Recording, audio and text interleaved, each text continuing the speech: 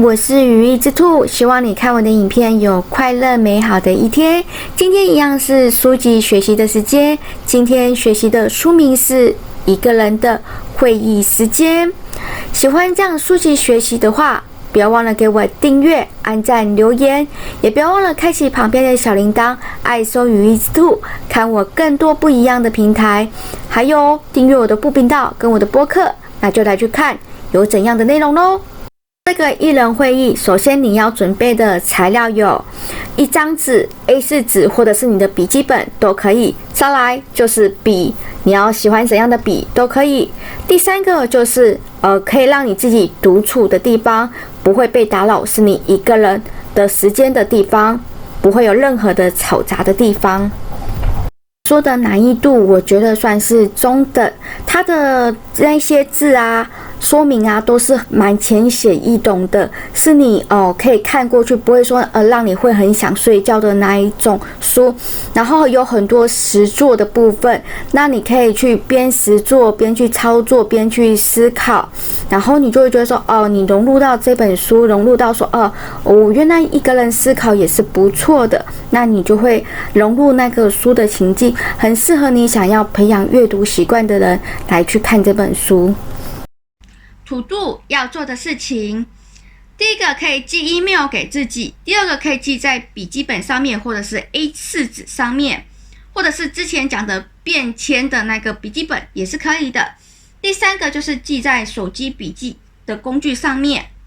三种你可以选择适合你自己的方式，然后可以一起并行，或者是你可以用单一的都行，只要你觉得你方便就好了。那这边有一个范例，就是跟自己开会的一个范例。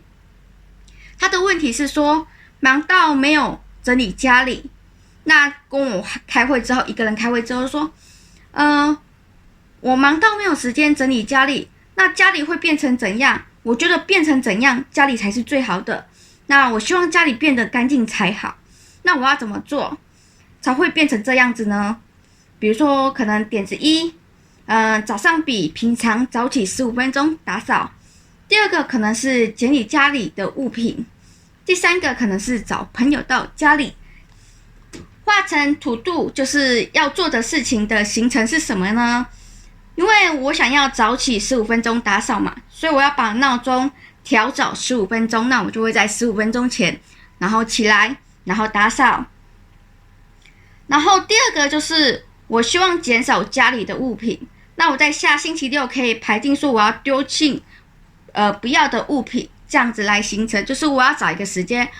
把不要的物品给丢掉，要排到你的行程里面。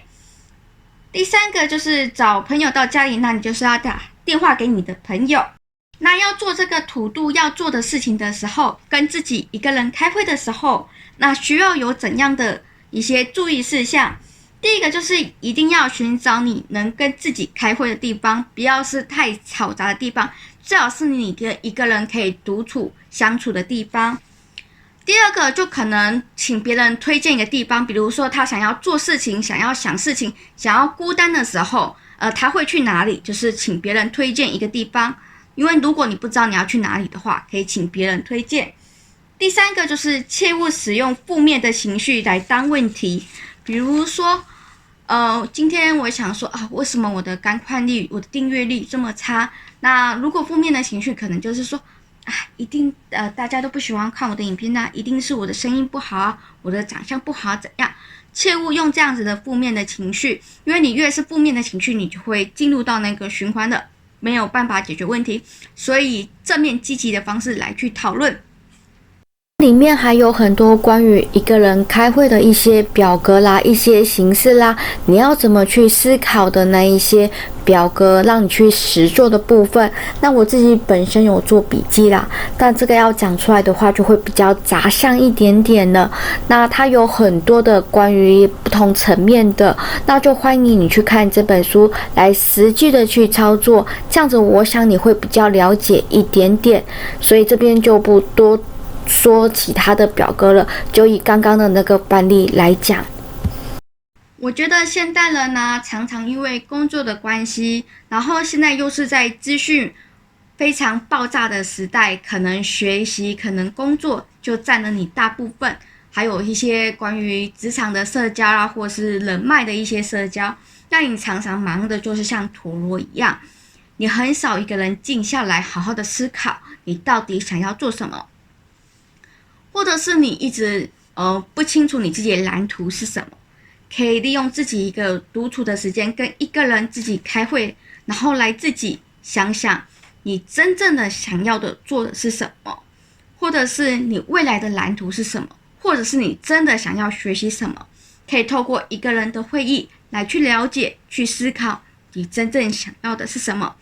那这本书是我在图书馆看到的，那也是属于旧书了，所以可能要上二手书去看一下。这本书我蛮推荐的，可以透过一个人的会议的时间去了解自己，那你就能更爱自己，让自己知道你自己想要的是什么，而不是一昧的去讨好别人。所以这本书我蛮推荐的，是今天学习到的一个人的会议时间。不知道你觉得这本书怎么样，或者是你有其他的观点跟想法呢？还是你有读过这本书你也觉得不错，可以推荐给